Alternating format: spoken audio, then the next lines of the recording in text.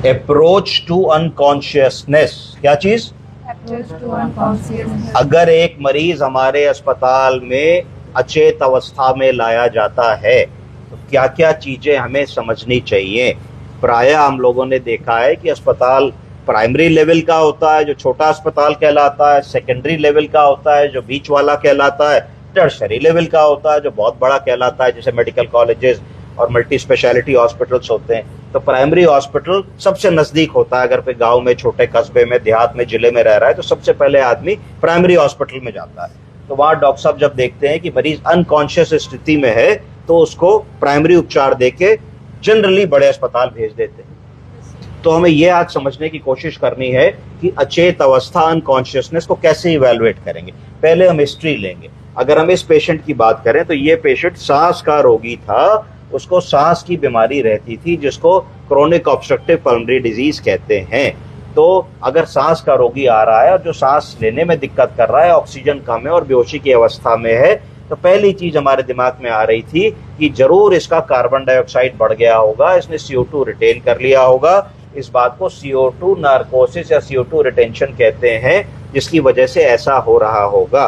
और जब CO2 बढ़ती है, मरीज बीमार होता है, इन्फेक्शन होता है, तो कई बार ब्लड में एसिडोसिस या एल्कलोसिस होती है। तो दूसरी बात दिमाग में आ रही थी कि एसिडोसिस हो रही होगी, ब्लड का pH जो है वो कम हो गया होगा। तीसरी चीज दिमाग में आती है कि भाई इन्फेक्शन हो रहा होगा तो लैक्टेट का लेवल बढ़ गया होगा। कई बार होता है कि बाइकार्बोनेट कम हो जाता है। तो ये सब ABG एक करके हम लोग इन सारी बातों का असेसमेंट कर लेते हैं। तो आज मैं बताऊंगा कि कैसे हम इसको धीरे धीरे अप्रोच करें। तो इसकी डायग्नोसिस हमने बनाई कि एक्यूट एक्सर्बेशन ऑफ COPD, कि हमारे मरीज को सांस की बीमारी तो 20 साल से थी, पर वो तो चल रहा था, सब्जी भी ला रहा था, काम भी कर रहा था, खेत में भी काम कर रहा था, ऑफिस भी जा रहा, जो भी कर रहा था। अब वो एकदम से क्यों बीमार हो गया, तो उसको कहते हैं एक्यूट एक्सर्बेशन। कोई ऐसा कारण हुआ जिसकी वजह से अपर रेस्पिरेटरी ट्रैक्ट इन्फेक्शन के माध्यम से इन्फेक्शन गया। इन्फेक्शन जाने से लंग्स के, सांस के एल्वियोलर और ब्रोंकियोलर लेवल्स पे सूजन आई, इरिटेशन हुआ, जिसकी वजह से इन्फ्लेमेशन हुआ। तो इन्फेक्शन और इन्फ्लेमेशन होने के कारण मरीज का सांस का रास्ता सिकुड़ गया। जब सिकुड़ गया तो जब वो सांस ले रहा है तो सांस अंदर तक नहीं जा रही है। सांस अंदर तक ना जाने की वजह से क्या हो रहा है कि मरीज को जोर लगा के सांस लेनी पड़े, तो उसको कहेंगे कि भाई मरीज पैंटिंग कर रहा है, सांस लेने के लिए स्ट्रगल कर रहा है, कोशिश कर रहा है, और सीटी जैसी आवाज आ रही है, सांस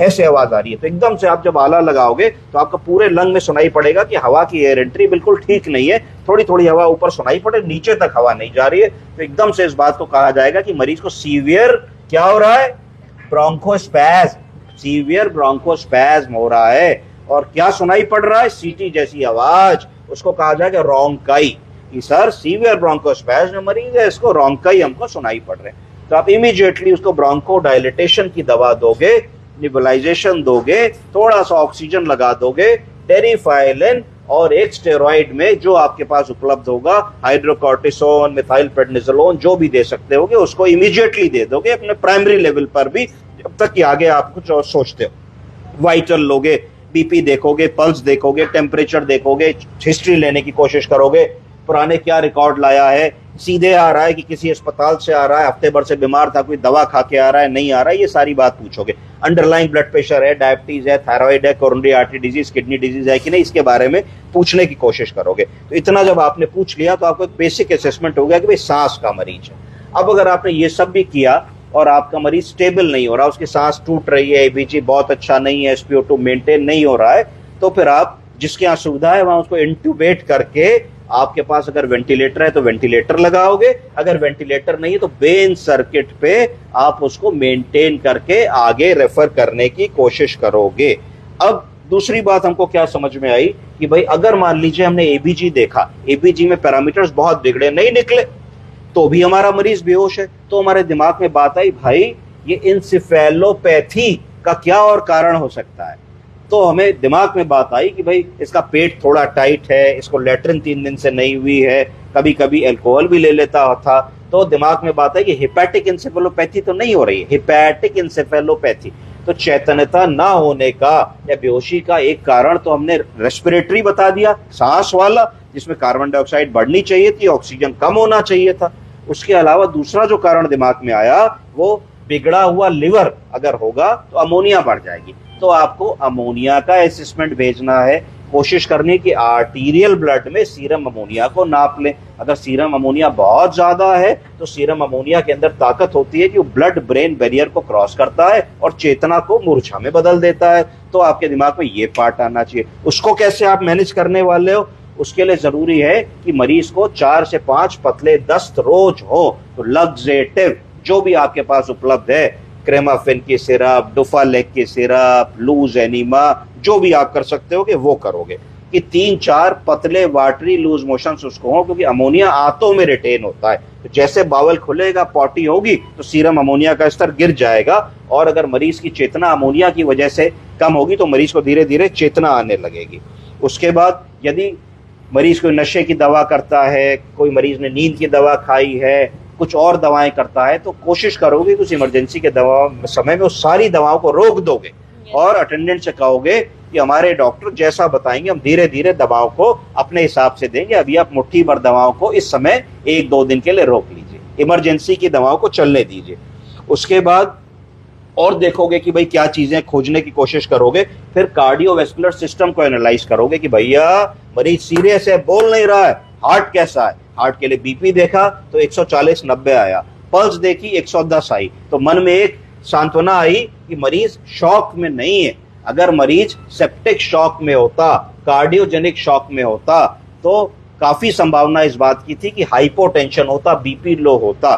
तो एक बात मन में अच्छी लगी कि भाई चलो मरीज इस लेवल पे स्टेबल है कि उसका हार्ट अभी काम कर रहा है, ब्लड पंप कर रहा है, कार्डियक आउटपुट अच्छा आ रहा है, तो वहां हम लोगों को बहुत चिंता करने की जरूरत नहीं है। प्लस एबीजी में हमने लैक्टेट का स्तर देखा, वो नॉर्मल था, तो मन में ये संतोष हुआ कि भाई इन्फेक्शन होता तो लैक्टेट बढ़ता, तो लैक्टेट नहीं बढ़ रहा है, तो ये भी हमारे कंट्रोल की चीज है। फिर आप और क्या करने वाले हो इसमें बताइए। चेस्ट देखोगे, चेस्ट में आपने देखा कि वीज है कि नहीं, मैंने बताया वीज है।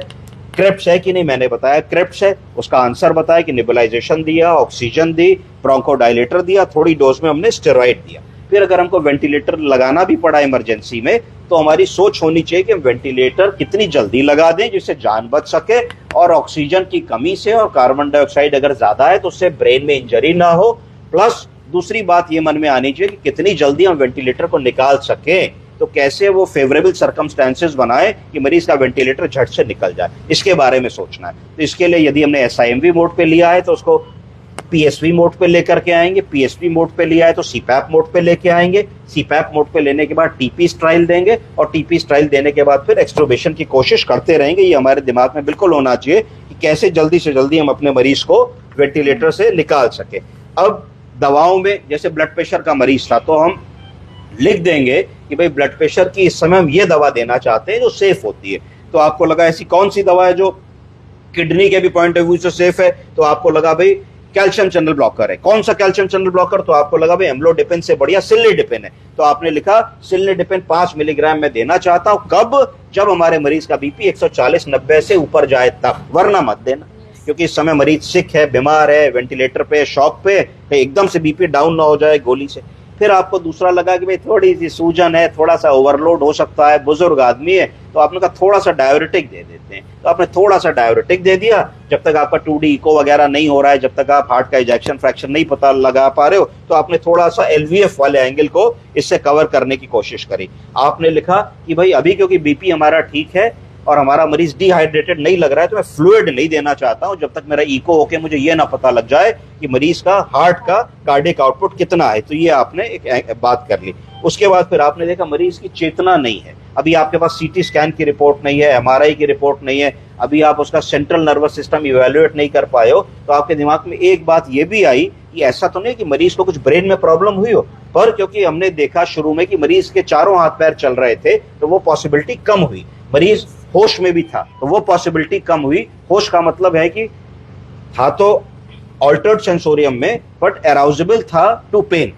तो अगर चारों हाथ पैर पेन देने पे मरीज चला रहा है सेंट्रल पेन पे, तो इसका मतलब है कि जनरली सेंट्रल नर्वस सिस्टम की बीमारी होने की संभावना कम है। फिर भी एक ऐसी कंडीशन में इमरजेंसी में एक एंटी एपिलेप्टिक ड्रग जो भी आपके पास उपलब्ध हो, एप्सोलिन उपलब्ध हो तो आपने एप्सोलिन दे दिया, लिवर्स्टेम उपलब्ध हो वो आपने दे दिया, जो भी सोडियम वेल्पोरेट हो वो आपने दे दिया, जो आपको अच्छा लगे वो आप दे सकते हैं। एक ब्रॉड स्पेक्ट्रम एंटीबायोटिक का बड़ा रोल होता है, क्योंकि एंटीबायोटिक बैक्टीरियोसाइडल है, इन्फेक्शन खत्म करेगी, इन्फ्लेमेशन कम करेगी, तो ये आपको एक एंटीबायोटिक ऐड करनी पड़ जाएगी। फिर क्योंकि पेशेंट अनकॉन्शियस है तो आपको एक नाक की नली और पेशाब की नली डालनी पड़ेगी, जिससे कि आप दवा का रूट स्टैब्लिश कर सको। और ना कोई भी दवा, सिरप या कोई भी चीज अगर आपको देनी है और मरीज अचेत है तो कैसे दोगे?